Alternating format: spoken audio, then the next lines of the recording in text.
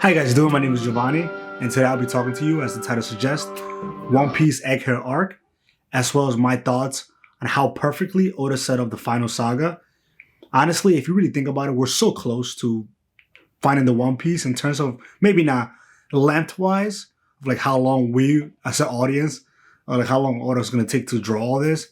But I feel like realistically, like once they get the last poneglyph, if we look at Roger's flashback, Oda's flashback, once they found the fourth world poneglyph, they just went to Laugh So I believe it's honestly pretty soon. If the last poneglyph is an Elbaf, we might go after that Elbaf. We're going straight to Laugh but I don't know.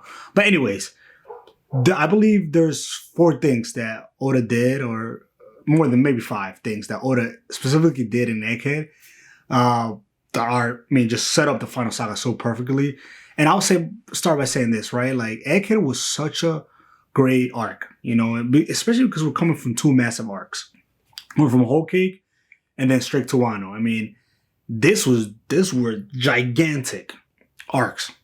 And this arc fell fast, but also we got what we usually get at the end of the arc. And we really got it here if you haven't read 1/125 yet. We got a post-arc chapter where we see what happens at the aftermath of what the Straw Hats were able to accomplish or did. And honestly, we had a lot of that, but in the middle of the arc, I feel like there was like a time where we didn't see the Straw Hats for like 3 months in real time, and that was dope. It was amazing. We seen Shanks versus Kid, Blackbeard versus Law. Garp invade Hashinosu Island. Wow. Who would have thought? And we actually see those fights. And that's going to take me to my first point. Oda set up the major players for the One Piece. He let us know, hey, he had a whole panel. These are the people. These are the organizations, the pirates, world government, the revolutionary who are going to be fighting for the One Piece at the end. And I love that he did that because, and at the same time he did that, he eliminated the extras, as I like to call them. He eliminated Law and Kid. After Wano, we're like, okay, they have the same bounty as Luffy. They're not Yonkos. But like, how far is Oda going to take them? And Oda's like, no, scratch them. They're not important. And maybe they'll do something. I'm not saying they're not going to come back. But realistically, Oda just eliminated them. And I love that he did that because like, we don't need extra people. We just need exactly who's going to be fighting for the One Piece. And he just told us, it's going to be the world government, the Holy Knights. I call him, like Goku Black, I call him Shanks Black, basically. We don't know who that character is. But honestly, the major players are set. And I love also that he showed us, like he made Blackbeard and Shanks eliminate Kid and Law. Because honestly, I feel like people were a little bit confused on what level were Kid and Blood at this point. And to me, they were at that level where, remember when Luffy first got to Wano, that he got one-shotted by Kaido? That's exactly similar to what happened to, it happened to Kid exactly like this.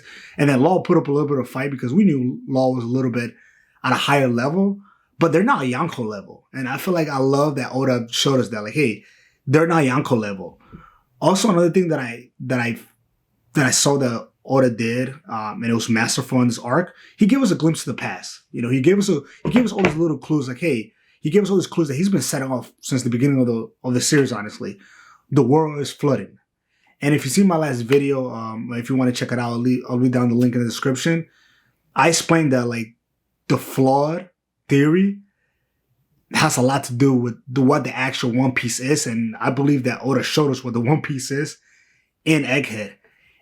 But not to get back to my point, like Oda gave us that glimpse of the past. First of all, he made us hate the world government more with the entire, like, the Holy Knight flashback, and they're gonna put targets on the slaves' backs and everything like that, especially Kuma. Man, that was horrible. He gave us, just glimpses. And I feel like the smart thing about what he did with the glimpse of the past is that he gave it to us to the entire One Piece world from Vegapunk's perspective. Because it's one thing to for a pirate to come out and say these things, but for the smartest man, a known, renowned genius of the world government, Vegapunk, the smartest man on Earth or on the One Piece world, they know. Now people are like, wow, this guy might be saying some truth. Like that might be truth. We might need to find a way to survive this great flood that's coming. And I love that. And it leads me to my third point, right? And I'll come back to the second point again in a little bit. But this went to my third point. And it's that Oda reassured us that the One Piece is the most important thing in the series. And we knew that. It's nothing new, but I love the reassurance. And he not just reassured us, but he reassured the entire One Piece world. All those characters that are there reacting to Vegapunk's message, they're like now like, okay, wow, we need to find the One Piece. Like the One Piece is everything. And even everybody now is like, okay, we gotta go get the One Piece. Cross Guild, the Straw Hats, everybody. Shanks talk about, let's get the. When have you ever heard Shanks talk about getting the One Piece? All of a sudden, Shanks is like, yeah, we gotta get the One Piece. Emu was like, yeah, we gotta go get the One Piece.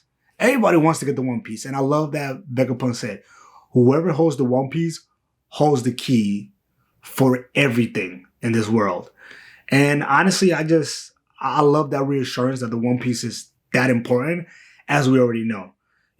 Also, I guess my fourth point, Oda he showed us the power of the world government. He showed us the level that Luffy still has to reach to be able to compete, the Stars in general, to be able to compete against the world government. Oda not sending the Gorosei out there was not just for like, oh, let me just show you the power. It's just show you like, hey, this is the level that Luffy still hasn't got. Even after Luffy unlocked Gear 5th and, he's unlocking all this amazing abilities from his fruit. And we know that it's more than just the Gum Gum fruit. Now, man, like he really hammer in our head like, hey, these guys are a whole nother level. I mean, the Trust had to escape. The Trust didn't just go there and defeat it. We knew that Luffy was stronger than Kizaru, and Oda rightfully showed us that. But then, where's the Gorosei? And they just had to escape. They knew, man, we can't defeat these guys. We got to get out of here. And I love that he did that. He showed us a little bit too. He also showed us, yes and no. He showed us the revolutionary's power. Because if we really think about it, right? We all think, and that's my belief that, and I think Oda has kind of like come on and said this, like basically like showed us, Sabo is the second strongest member in the Revolutionary Army. I think so by far, right? I believe Sabo is Yonko level, or like right there with the Yonkos.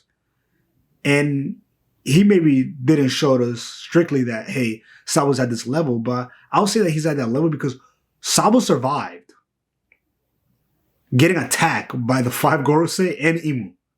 I mean, that's got to be a feat. I don't care if he almost died and got beat up. That's a feat. I don't care what nobody said, man. Like, that is beautiful. Beautiful. And also, again, Oda shows the next level that Luffy got to reach. And I love the narrative that, like, Oda set up for the final saga. He placed everybody kind of, like, exactly where they needed to be. Shanks, Blackbeard now have, we assume, 3 poneglyphs each, right? That's the other pirates, Yonko's in contingent. We don't know exactly how he's gonna feel about how he's gonna like catch a Buggy and cross Gil. Up to that point, it's funny saying Buggy, honestly, but like we don't know how he's gonna cast him up. But I think that's going to happen soon. He's probably gonna go back and forth in Elbaf to show us how cross Gil is gonna get there. Also, he, in a sense, I didn't mention this character either. He low-key eliminated Garp as well. He eliminated another powerful ally for the Marines. And he handed the keys over to Kobe. And I love that because that's what Kobe's character has been building up to this entire time. And honestly, like, Egghead Arc was such a great arc, honestly. Oda's so brilliant how he wrote it. And it's funny because Egghead started with like a kind of like spy, a mystery. First the Straws got there and we thought, okay, we're going to be isolated. The Straws going to be there. We're going to get some Bonnie, probably maybe Kuma backstory. We got all that. But then I was like, okay, CP9 is on it. CP0 is on their way, right? And then we got the Gorosei on their way. And then we're cutting back and forth. You know, the Surfing are there. We're cutting back and forth from Egghead to, you know, seeing with Shanks and Law. I mean, Shanks and Kid. Blackbeard and Law. We've seen in the cover stories, we've seen Blackbeard invade Whole Cake Island. Like, Oda set up everything, you know? And also, Blackbeard has somebody now that can potentially read the poneglyphs, which is honestly something that, like, I'm probably going to make a video about this, like, just to describe how important Nico Robin is, and how I feel like a lot of people talk about, like, oh, you know, Luffy has gotten here too quick. Well, yes, he has gotten here too quick. Why? Because he got Nico Robin. He got the right pieces to get to the end of the Grand Line. He has all these people in place. Like, he has almost a perfect crew to get to Laugh Tale. And again, I think Oda, I mean, dude, my guy, you're a genius, man. This by far was one of my most fun arcs. Honestly, I think when it's all said and done, this will probably be in the top 5, top 10 arc in One Piece. I mean, it was great. It was greatly paced. It was just so good, honestly. And the characters are great. And I feel like, you know, we had that emotional hit with the whole Kuma and mostly Bonnie, honestly. I feel like we felt more bad for Bonnie than what we really felt for Kuma. And then the flashbacks, you know, we seen the Rocks Pirates, Garland. I mean, dude, we're like, dude, this guy's related to Shanks. We think so. You know, we like to believe. It's almost confirmed basically to us. But, you know, Oda hasn't come out and say, hey, they're related.